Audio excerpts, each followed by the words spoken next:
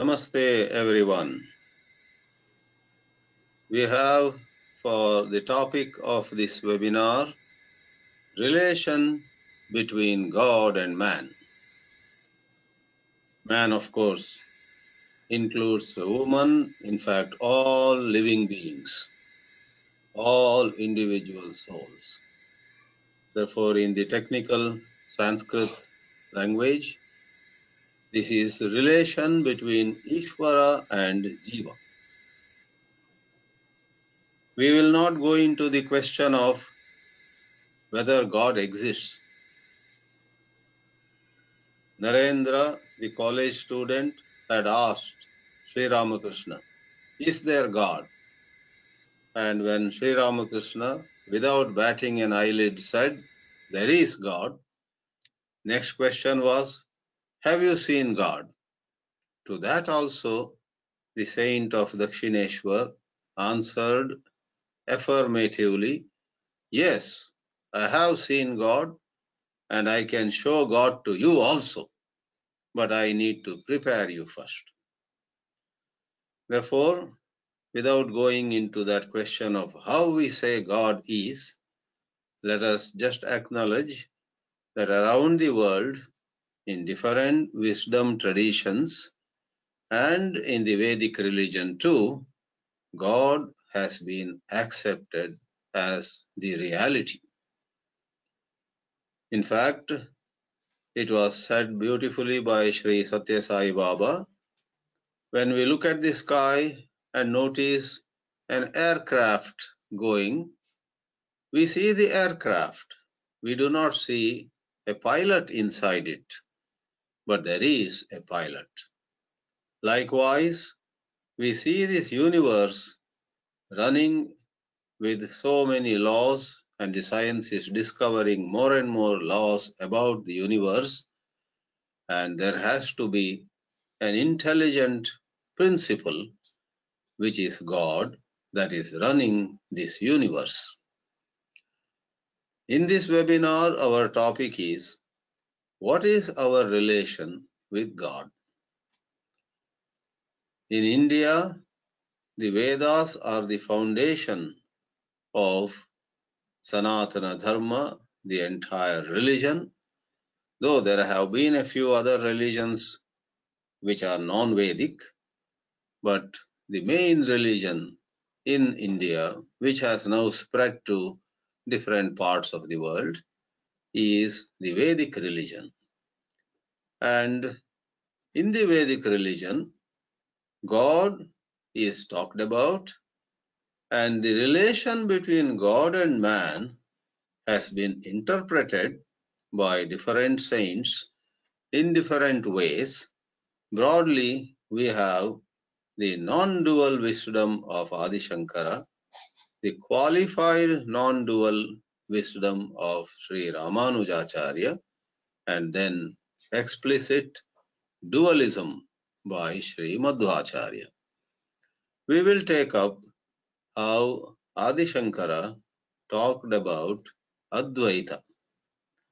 In recent times, to be more specific, in the last century, Sri Ramana Maharshi was a shining example of the advaita wisdom.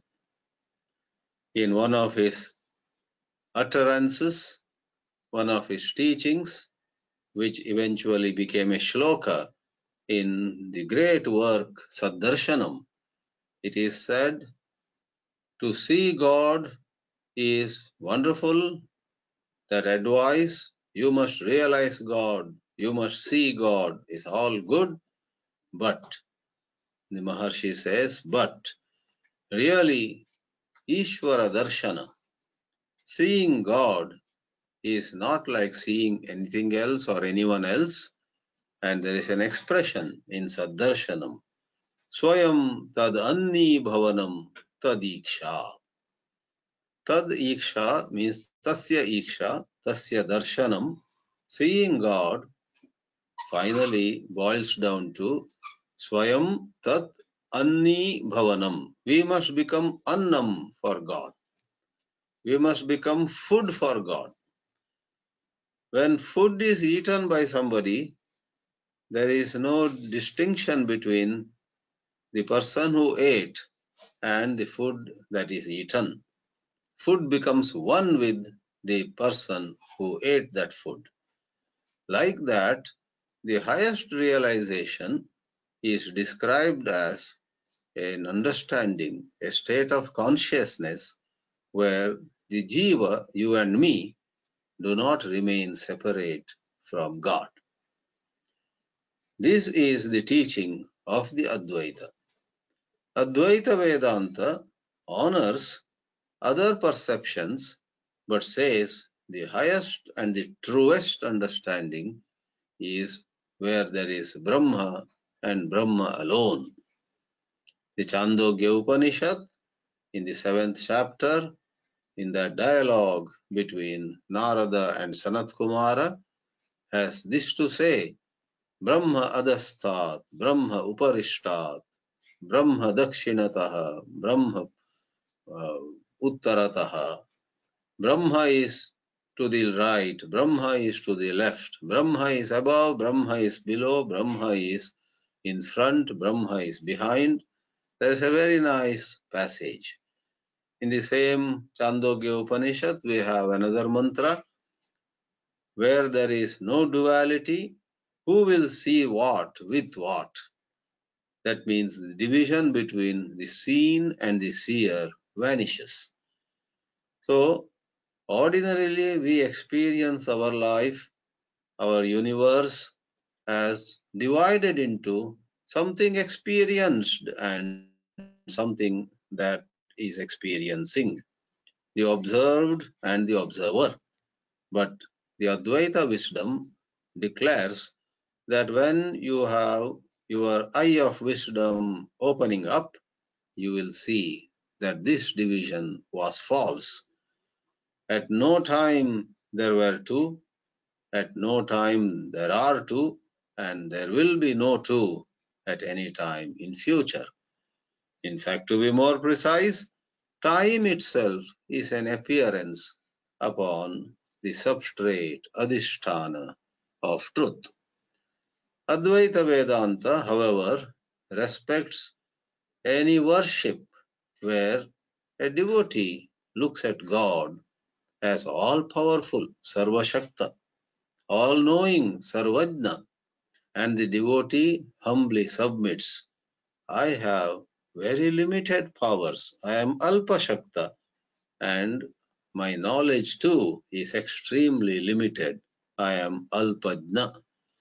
So God is Sarvajna and Jiva is Alpajna. God is Sarvashakta, omnipotent, and Jiva is Alpashakta.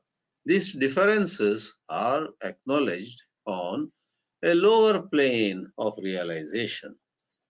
And on a middle plane, if a devotee or a sadhaka, a student, evolves to the extent of feeling his or her oneness with God, but in the form of I am a part and God is the whole. I am like the hand or the nose or the ears. God is like the entire body.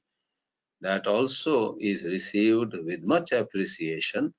But the highest truth is said to be God and man are one truth with no division, no distinction, where gross things like the body, senses, mind, etc. are all negated. They are at best relative perceptions. Like a rainbow looks beautiful, but the water molecules, water drops in the air are the truth. Likewise, sense of duality is wonderful. All the drama of life goes on with the duality as the basis.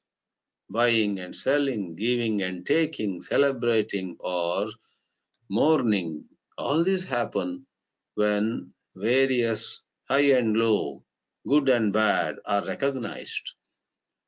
Just as the rainbow may have 7 colors, but the truth is, it is the water molecules which diffuse white light, and these colors show up. Likewise, Brahma alone is. Therefore, in the Advaita literature, somebody framed a shloka and he put it in the mouth of Hanuman.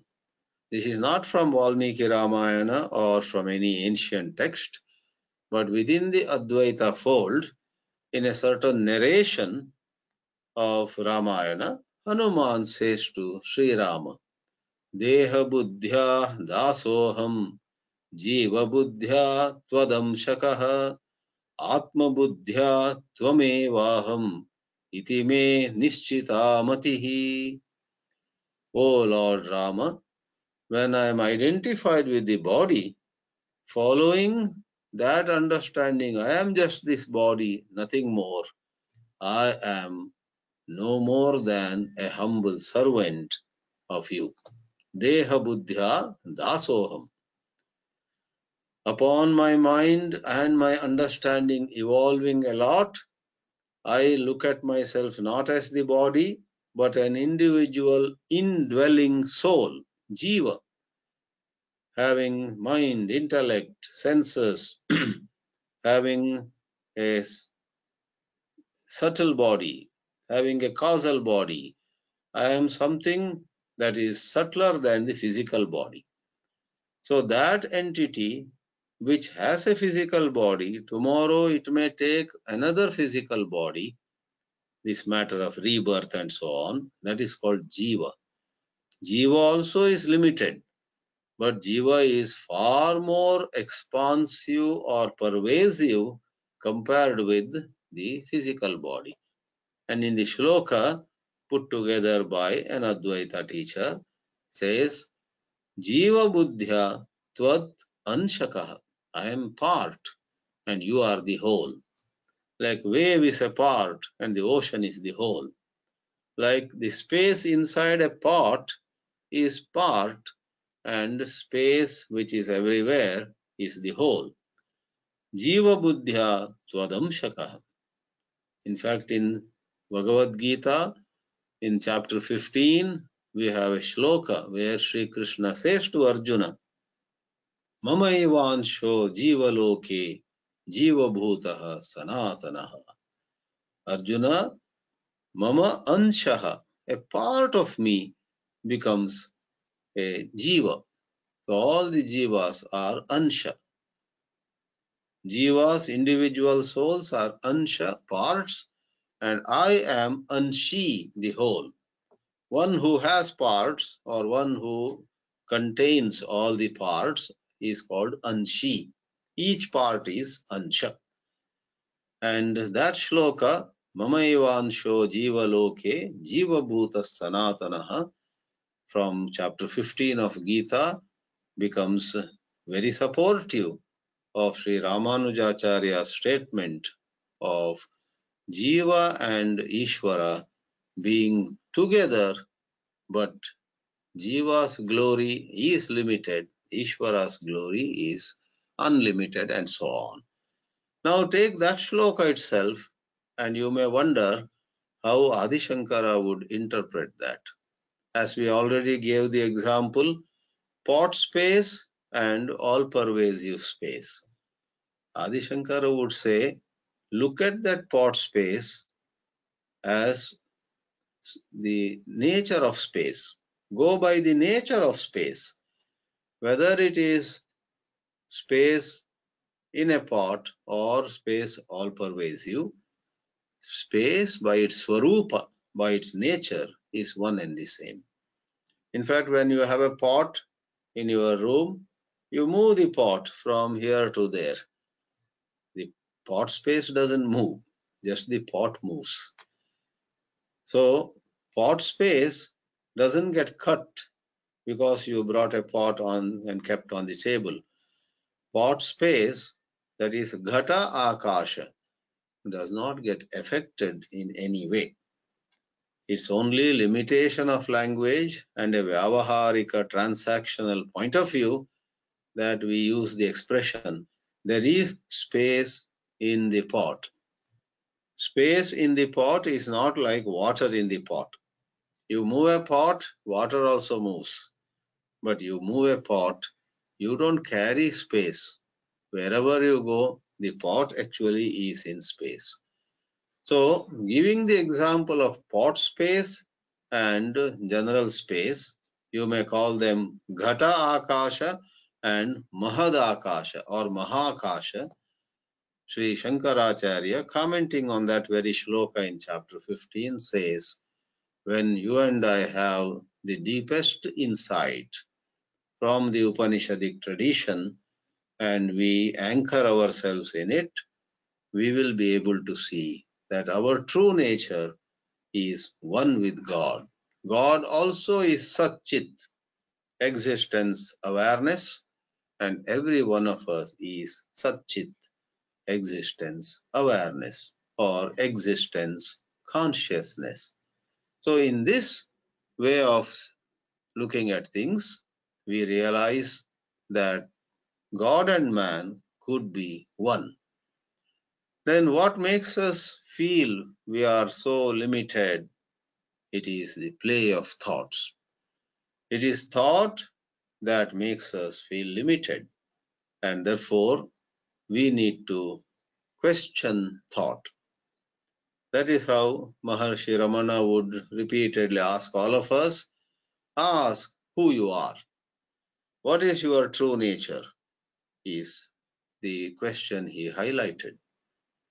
Upanishads, of which Bhagavad Gita is an excellent summary or a restatement, endorse the view that God is not up there away somewhere controlling the universe. He is immanent. He is all-pervasive. He is in and through the universe, and what is more, he is in the heart of everyone. Sarvasya chaham hridi sannivishtaha.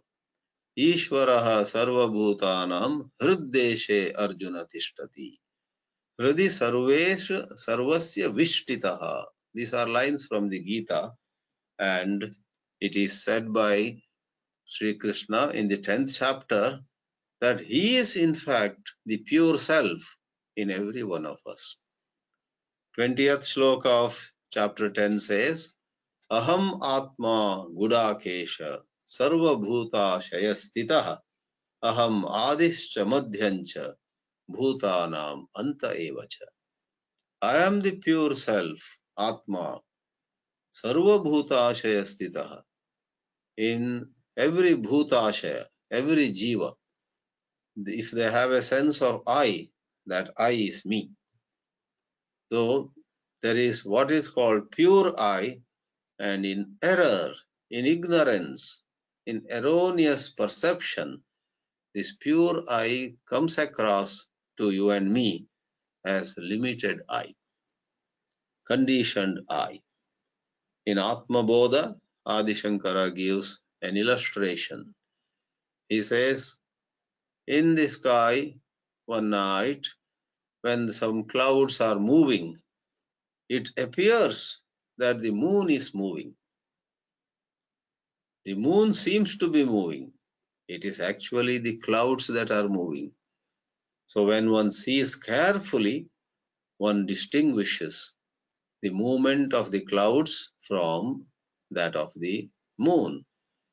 And he says, likewise, there is a sense of I in every one of us that seems to win or lose, that seems to grow or decay, and that seems to be all set for death.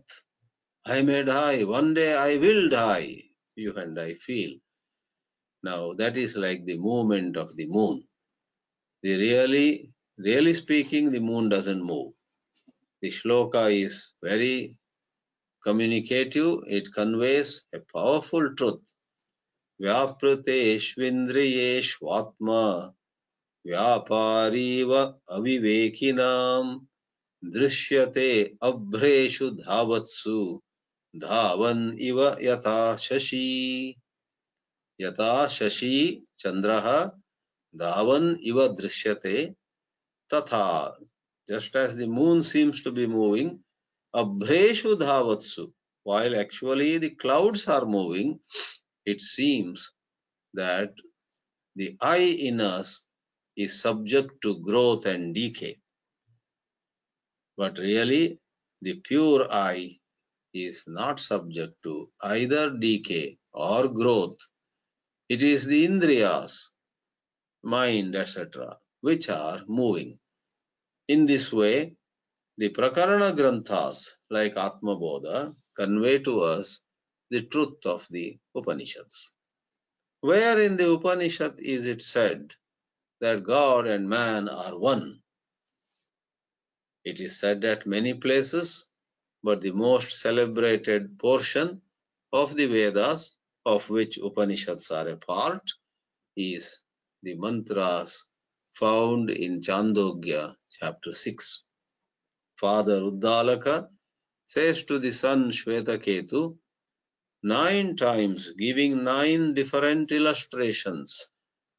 The father brings the son to appreciate the intimate connection between God and man. The famous Mahavakya, great statement, is Tattvamasi, that supreme truth of which I have been talking. Tvam asi, you alone are that.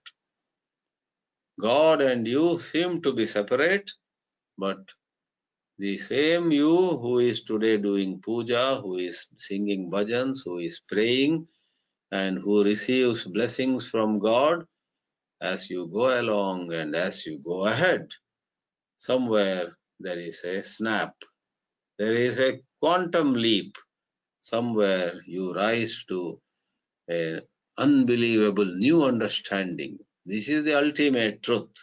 God and you are one. That transformation is akin to the metamorphosis which a larva goes through to become a butterfly. Who had expected the crawling worm to crawling caterpillar to one day fly and go from plant to plant? There are certain butterflies which travel thousands of miles in their seasonal migration. At one time, those butterflies also were crawling caterpillars who took a long time even to go a few feet away. Likewise, the Jiva Bhava, the sense of our being a limited individual, always at the mercy of some higher power, is not the final truth. No one denies the grace, the anugraha of God. Therefore, Advaita Vedantins also go to all the temples. And please do not imagine that an Advaita Vedanta student or teacher walks into a temple and says to God in the sanctum sanctorum, God, you and I are one, okay? No, nobody would do that. When an Advaita teacher also goes to a temple of, let's say, Lord Vishnu, he falls prostrate and he says, Lord, give me viveka, give me vairagya. When Vivekananda had some financial difficulties on his home front, he realized his father was having a lot of debt. He prays to Sri Ramakrishna, do something so that the financial problems of my father are over. I can then peacefully get involved totally in spirituality. And Ramakrishna says, I tell you, my boy, you yourself go and pray to Lord, rather, Goddess Kali, Mother Kali. And Vivekananda rolls up his sleeves and says, okay, I will go and pray to Mother Kali, solve all my financial problems. And he goes till he enters the temple, that is the resolve in his mind. Once he goes in and stands before Mother Kali in the Dakshineshwar temple, he himself doesn't know what happened to him. He seeks, he asks, he begs of her, oh mother, give me viveka, give me vairagya, give me jnana, and becomes emotional and comes out. When he comes out, he remembers, oh, I was supposed to ask for wealth. I was supposed to ask for relief from financial stress that my father is going through. And second time he goes, it repeats. The third time also, before entering, he is very clear what he wants to ask for. As he goes in, he forgets what he had planned and then asks for viveka and vairagya. Then he understands. This is the old man's trick. Old man here is Sri Ramakrishna. For when Narendra had met Sri Ramakrishna in 1883, Narendra was a 20-year-old boy. And in 1886, by the time Narendra became 23, Sri Ramakrishna drops his body. Sri Ramakrishna passes away. So, when Narendra was 20, Sri Ramakrishna was 47 years old. Therefore, 47 in the eyes of a 20-year-old boy is old chap. This old chap's tricks it is that I forget every time. So he goes and says to Sri Ramakrishna, why are you doing this to me? Why do you make me forget as I stand before Mother Kali? Why do you make me forget what I actually intended to ask of her? So this is the funny story. So you have Advaitin, Vedanta, Advaita Vedanta students, teachers and so on. They too ask for the same kind of grace and blessing. They do ask for more devotion because they don't distinguish between pure devotion and the pure dana. To feel one with God is in no way an expression of ahankara. On the contrary, like Maharshi Ramana put it, that realizing our oneness with God is like Anni Bhavanam. We become food for God. God as though eats us up. That way, there is no question of some new ego coming up. And what is more, when there is the Advaita insight, it's absolutely not a case of somebody feeling, I am Brahman and all others are not. There are no others. Brahma alone is. I too am Brahma. A criminal also is Brahma. A saint also is Brahma. Brahma alone is. This can be a bit hard for people in the beginning, for their mind is soaked in duality. Their mind is in the tight grip of the present perception, which is full of taratamya, high and low. There are saints, there are sinners, there are talented people, there are dull-witted people, there are wild animals, and there are domestic creatures. In million ways, the universe is manifold. The universe doesn't seem to be one truth, but we say, study, do shravana, reflect on the teachings with competent guidance, that is manana, and then when there is clarity, stay by that understanding. Staying by that understanding is nididhyasana, meditation. Atmava are shrotavyaha, mantavyaha, nididhyasitavyaha, says Yajnavalkya to his own wife, Maitreyi. Yajnavalkya in the Brihadaranyaka Upanishad declares before King Janaka, Sa esha atma neti neti iti drashtavyaha. One must see what this pure self is, which is indivisible, which is the same in saints and sinners, which is the only truth. Rest of it is an appearance. He says about that Atma with the celebrated statement, Neti Neti. By clear seeing, we dismiss Na Iti. I am not this apparent ego which has lost, which has failed somewhere. I am not this I which has won or become successful somewhere. All these apply to the false ahankara. Sri Krishna echoing the falsity of ahankara. I am good, I am bad, I am high, I am low. They are all forms of ahankara. Dismissing ahankara, he says in chapter 18, Yasya nahankrito bhavo, buddhir yasya na lipyate, hatvapi sa iman lokan na hanti na nibadyate. If only you and I were to be free of ahankara, yasya na ahankrito bhavaha. If ahankara were not to be with us, then we are free right away. And in a manner of saying, not that he is asking us to go kill anybody, hatvapi sa iman lokan.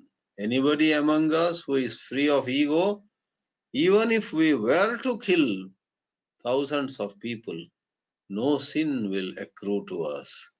We do not get bound in any manner.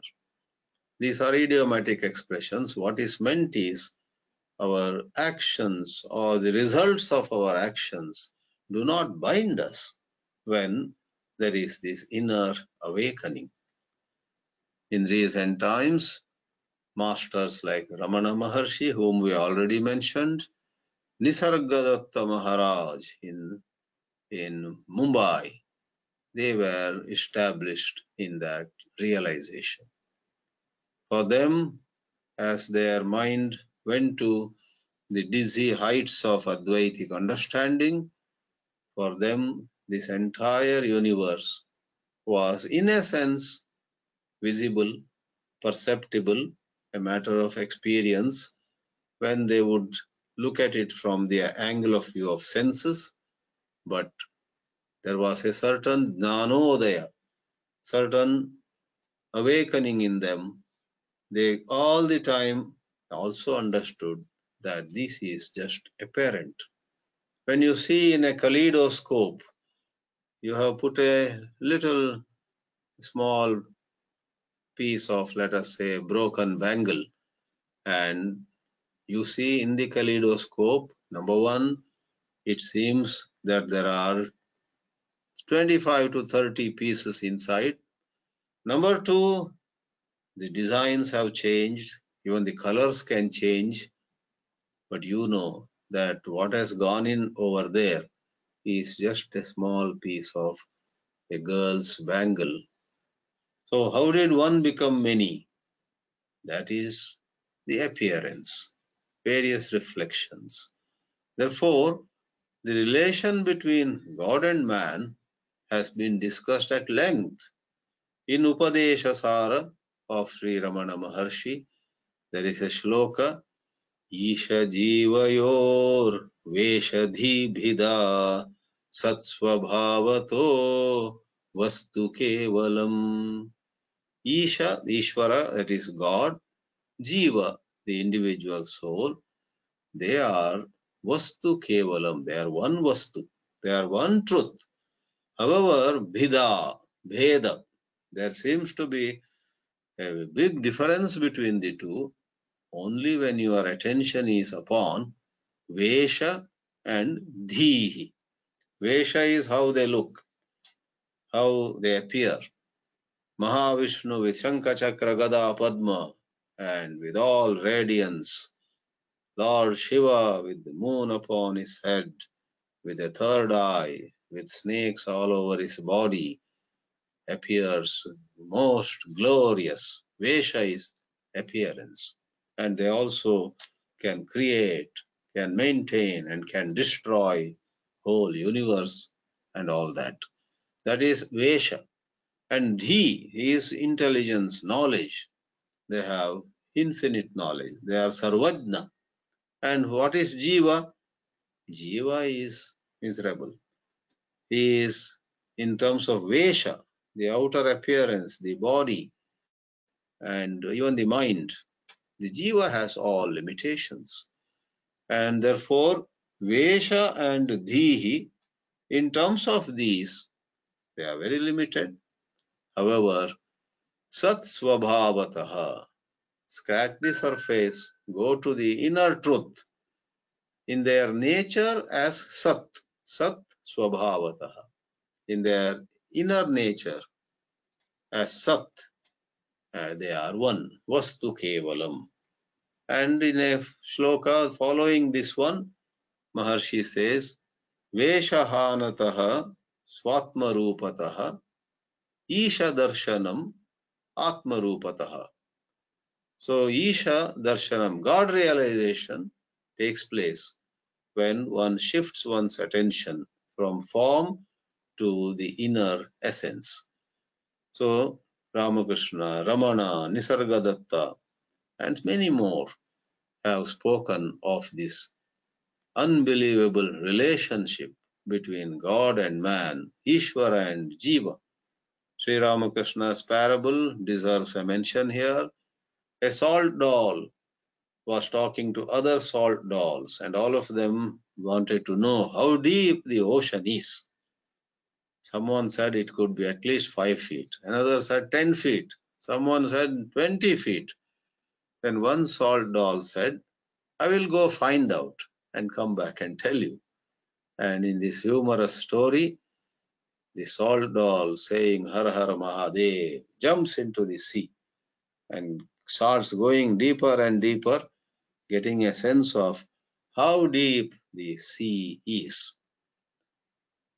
The result is very interesting. On one hand, the salt doll does understand that the sea is much deeper than what I had thought. But on the other, even as the understanding deepens, even as the salt doll that did that dive went deeper and deeper, its body dissolves in the sea. And lo, there is no opportunity for the salt doll to come back and say how many feet, how many yards, how many meters the sea, the depth of the sea was. The salt doll merges with the ocean. Swayam tadanni bhavanam tadiksha. Now, every example conveys a point, but every example has limitations. You may say, in that case, anybody who realizes this advaita, oneness with God, won't be able to come back. See, in this salt doll story, he cannot come back. That is the limitation of the example. In reality, the person who realizes the truth of advaita is very much available. As we said, Maharshi Ramana and such people very much perceive the world, but they also know, overriding their perception of the world, overriding the role they play as teacher, as instructor, and as somebody replying to questions raised by visitors and so on, overriding that role, there is the firm understanding, I am the one truth in all living beings. The enlightened man, or enlightened lady for that matter, knows he or she is the supreme truth, and like the other side of the same coin, he or she knows the visitor also is Brahman, a parrot also is Brahman, for Brahman alone is. Just as if you were to wake up from dream, you would know that when you are dreaming, there was a forest, there were one number of trees, there were some wild animals, there was sun, there was moon in your dream. And when you wake up, you know that all of that were apparent. They appeared, no doubt, but actually I alone was resting here in this room. You open your eyes and say, I alone was, but in my dream all of them appeared. And I must hasten to add, just as I clarified, examples have limitations. These examples like dream and so on, and even the words like illusion, maya, appearance, etc., are certainly not in a derogatory sense. Advaita Vedantins do not at all look down at the universe. By saying this world is maya, they don't show indifference to the world. On the contrary, an enlightened Advaitic master He is more dynamic than ever before, more caring, more reaching out. So some masters like Vivekananda or Chinmayananda continuously went round, cheered up people, gave new hope to people, clarified their doubts, made them feel divine inside themselves. They worked harder than anybody else. I have personally seen Swami Chinmayananji waking up at 4 a.m. and doing a lot of other work before he would come to a class at 6:30 or 7 a.m. He would have finished a lot of typically some writing, some guiding some people in some other towns and so on. And there are times when he would go to bed at 11:30, 12, 12:30. Of course, sometimes watching some tennis game or whatever. From Wimbledon, he was fond of watching the replay of Wimbledon or other major tennis tournaments. He worked very hard to teach that the world is mithya, did not make him sit and say, this is all mithya. What's the point in even lifting a blade of grass? No. So was Swami Vivekananda. So was Adi Shankara himself. And so are the Shankaracharyas these days in Sringeri and other places. Look at the new Shankaracharya, Vidushekara Bharati in Sringeri.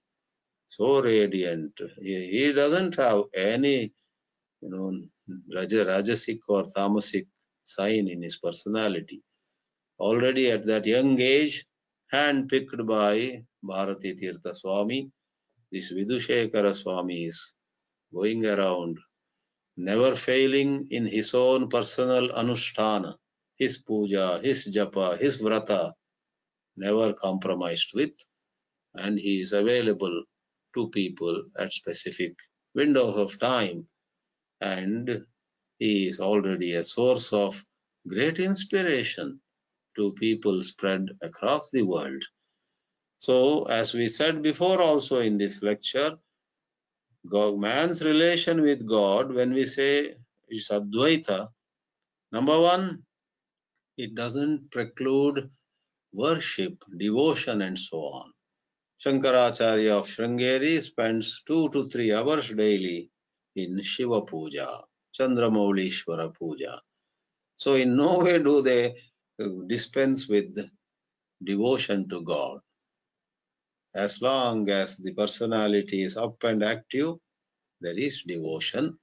But once more I would say, there is the understanding beneath all this, that the inner truth is God, man, and the universe, Ishwara, Jiva, and Jagat are all expressions of one Brahma.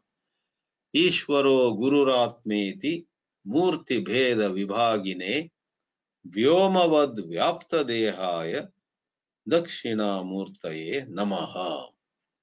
We have a shloka. We salute Sri Dakshina Murti, who is like space, all pervasive. Vyomavat, Vyoma is space. Vyapta Dehaya, he expands and he pervades everything. However, in context, in a certain context, he is Ishwara. In another context, he is Jiva. And in a third context, he is Guru. Ishwaro Guruhu Atma iti Murti Bheda Vibhagine Vyomavad Vyapta Dehaya Dakshina Murtaye Namaha. So there is a way to look at Advaita in the right way, and it is all positive. Advaita is not arrogance of I am God and all others are not. That is not Advaita. It is rather I am divine. Everyone is divine. Even the sinner has a certain error at this moment. He does not know his own divinity. If only we could help him open his eyes and see his true nature, there cannot be a trace of sin that remains in him. The worst sinner also is God appearing like that. So this is a little involved philosophy, So it has to be, for anything that is really worth all the effort, has its own complexity. One doesn't learn nuclear physics or some other advanced aspect of any branch of knowledge. Why science alone? Economics or history or medicine or art and music, everywhere, in order to come upon a very fine understanding of the deeper dimensions of that subject, requires proper guidance and lot of hard work.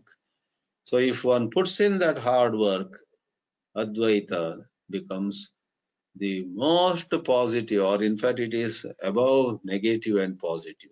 From negative you go to positive.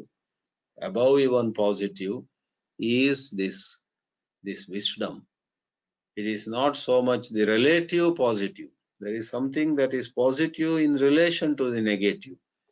This is something which is so auspicious that these divisions of good and bad are all as though on a lower plane, and one definitely has the sense of vyavahara, but overriding that vyavahara jnana is the paramartha jnana.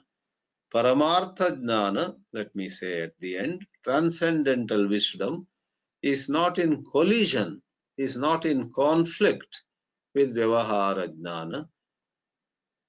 On the contrary, I may say that paramartha jnana empowers us to go about this vyavahara jnana with more ease, with more relaxed,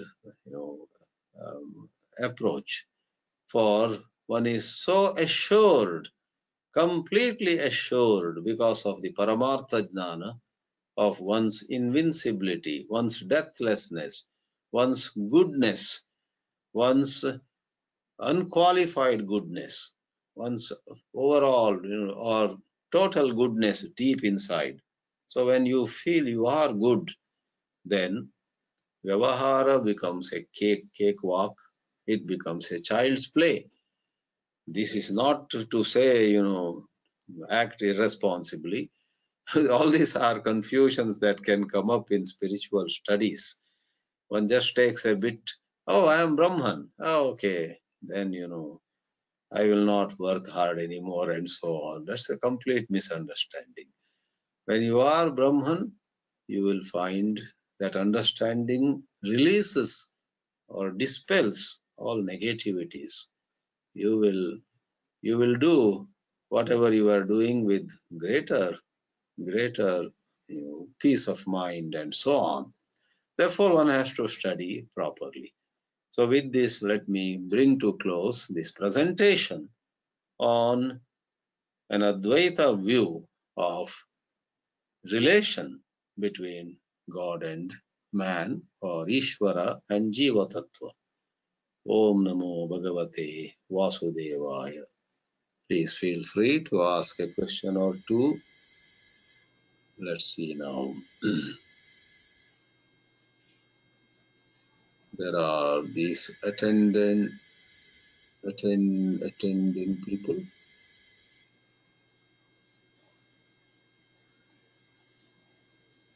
So there is a text question. So A.R. Ganti says, your message reminds me of Brahma Satyam Jagad Mithya Jivo Brahmaiva Naparaha. By the way, where does this Vakya come from? Brahma Satyam Jagad Mithya Jivo Brahmaiva Naparaha is not from Upanishads, Geetā or Brahma Sutras. It's not from the foundation scriptures. It's not from the Vedas. It is in some of the what they call Prakarana Granthas, put together by Advaita Vedanta teachers. And I think more or less the same stuff, these words appear in Vedanta Dindima. Please check out this work called Vedanta Dindima. There you have a shloka, which if not 100%, most of these words are there. Brahma Satyam Jagan Mithya definitely is there in that. So it's a prakarana grantha. Therefore, the schools of Vedanta of Sri Ramanuja and Sri Madhva, etc., do not take this shloka into account. They say this is not in the Geetā, in the Prasthanatraya. But there are many other statements in the Prasthanatraya which have the distinct flavor of Advaita. Over there, they give some other interpretation. In fact, in Tattvamasi, Madhvacharya gives a different version of the Veda. He says it is not Tattvamasi, it is Atatvamasi. Shweta Keto Atatvamasi is the Vakya. So he says there is a that has gone silent because of Sandhi rules. Because in Soham, So Aham, is not pronounced, Soham. Like that, Shweta Keto Atatvamasi becomes Shweta Keto Tattvamasi while pronouncing. Because Vedas were originally only Shruti, you see, you hear and you chant, not in printed version. Or Sa Atma Tattvamasi. There also Savarna Dirgha Sandhi, has become silent. Sa Atma Atatvamasi became Sa Atma Tattvamasi. So whether before Tattvamasi you have Shweta Keto as the word, or before Tattvamasi you have Atma as the word in the Chāndogya Upanishad, either way, he is grammatically correct. The grammar rules do provide for the to go silent. So he says there is an which is silent, and these Advaitins have missed it out. That is his submission. So we do not know. Therefore, this Brahma Satyam Jagan Mithya is from Prakarana Granthas, not from any of the authentic Vedic works. So we have a question by Sri Ram. Do all Upanishads uphold the Advaitic view, or are there Upanishads which promote the other two schools of Vedanta also? All the Upanishads have mantras which promote all the three schools, more or less. In every Upanishad, take the major Upanishads, let's say Isha, Kena, Kata, Mundaka, Aitreya, Taittiriya, etc. Each of them has certain mantras which have the flavor of Dvaita, certain mantras which have the flavor of Advaita, and some which have the flavor of Vishishtadvaita. Therefore, so is the case with Bhagavad Geetā too. Therefore, a wonderful scholar in Bangalore once helped me. He clarified the matter. He himself was a Vishishtadvaiti by tradition and training, Anantarangachar professor. He said to me long back, very lovingly, he used two words. In Prasthanatraya, you have mantras or shlokas. Think of them, I am slightly rewording in my language. Think of them as bunch A, bunch B, and bunch C. Bunch A has the flavor and the implication of Advaita. Bunch B has the implications of Vishishtadvaita, Ramanuja. Bunch C has the flavor and implication of Dvaita. So Advaita people would take A as Mukhya. That's a Sanskrit word. Mukhya means Prabala Pramana. And B and C, they take as Gauna. Gauna in Sanskrit means secondary. And they can be interpreted. Just as I gave the example in my talk, there is the shloka, Mama Amshaha Jiva Bhutaha. That is interpreted as, in some sense, pot space is a part, but actually, by the Swarupa of pot space, it is the same as space anywhere else. Therefore, to answer your question, yes, all Upanishads uphold Advaita view. If you take bunch A as the Mukhya, B and C are interpreted, but they do have B and C kind of mantras also. Now we have Prasad Vepa. Your talk today was most inspiring and illuminating. I have nothing else to say other than thank you, and thank you. I thank you too. I think that inspiration I draw from people like you only. Because I know you are all there, I get inspired to speak. So half the credit, if not more, goes to you. Now Gargi asks a text question. Deep sleep is a state of mind or self? In the light of my studies, I am convinced that deep sleep is the state of self. These days, I am highly touched by the great teachings of Swami Satchidanandendra Saraswati, Pura Swamiji, and he has argued very, very persuasively. It did not make sense to me for many years, but of late, I am really very impressed and convinced. Deep sleep is when you are the pure self. There is no ignorance, no vasanas, no avidya, and that interpretation I have put behind. Deep sleep is the pure self. And in waking and dream, the error and the one who has error are all on par.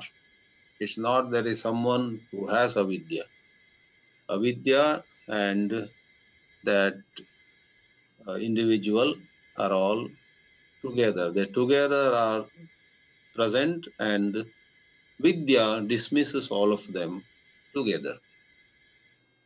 Now there is someone who has raised her hand. Yes, Purna. Oh, I should activate the microphone. Yes, mic is on. Namaste, Swamiji.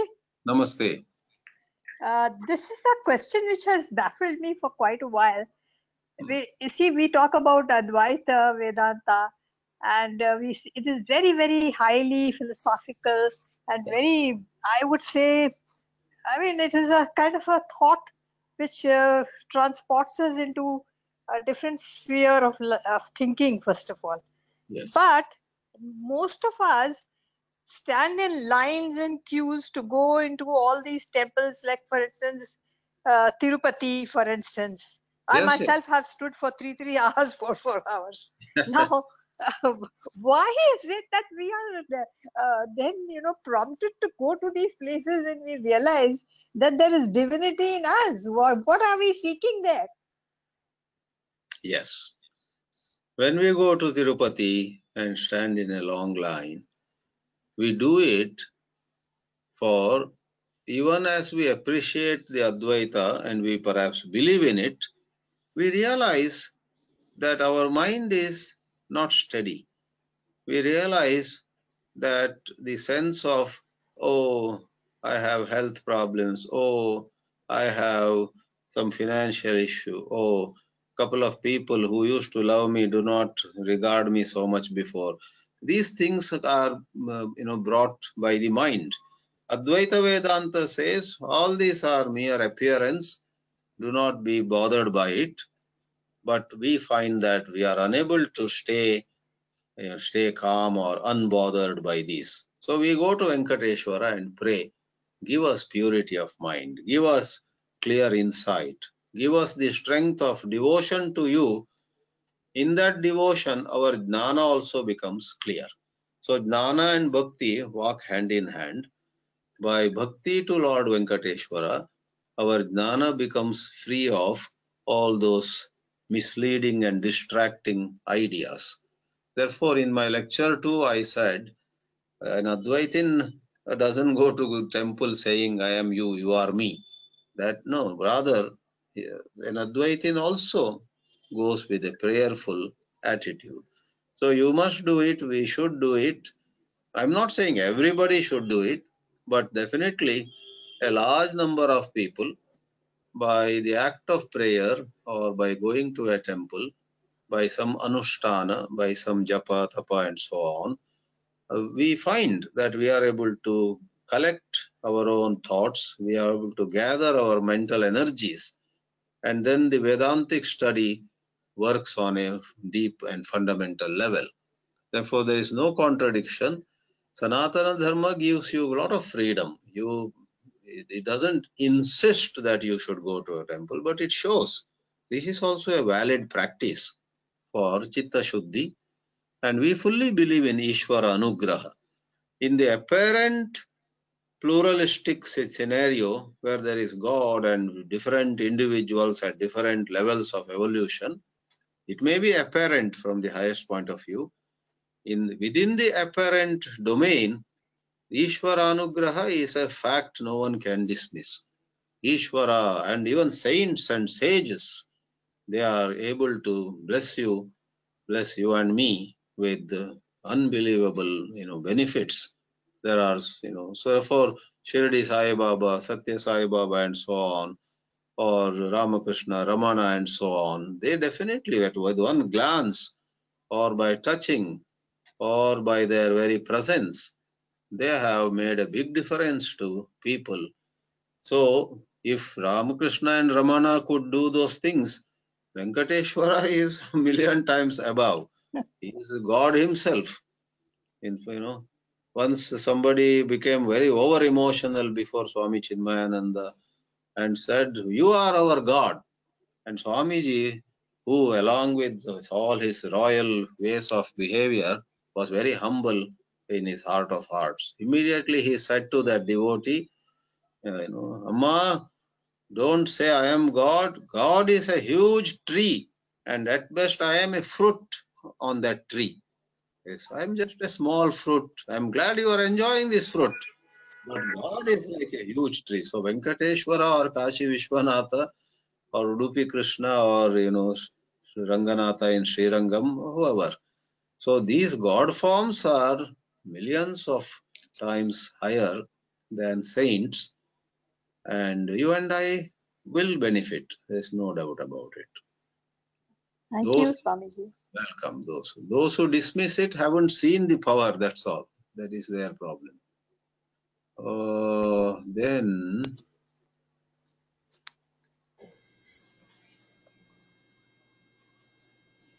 Mundaka Upanishad, it is said, Atmajnam archayet bhuti kamaha. Someone who wants his own progress, his own growth, materially or spiritually, should worship Atmajna and Atmajnani. So that's an Upanishadic statement. So Upanishads have also endorsed Ishwara Bhakti, Guru Bhakti, and so on. Looks like that is about it, and I'm very happy. In fact, I should ask the audience right in front of me.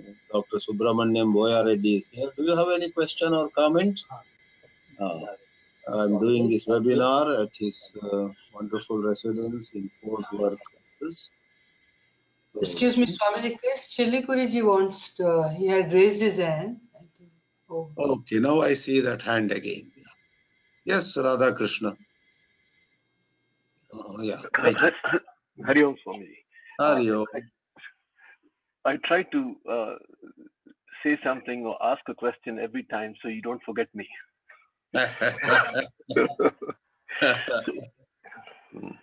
So there's a little minor question that popped up. In common culture, yes, where we were raised in my mother, father, etc., taught us in common culture, it is said that the Mahavakyas are the final teaching from a teacher to a student. Yeah. It seems to me the other way around from the following perspective. Okay. The Mahavakyas appear to be a promise to an aspirant. Okay. Because in a meditation seat, they become irrelevant from the following perspective.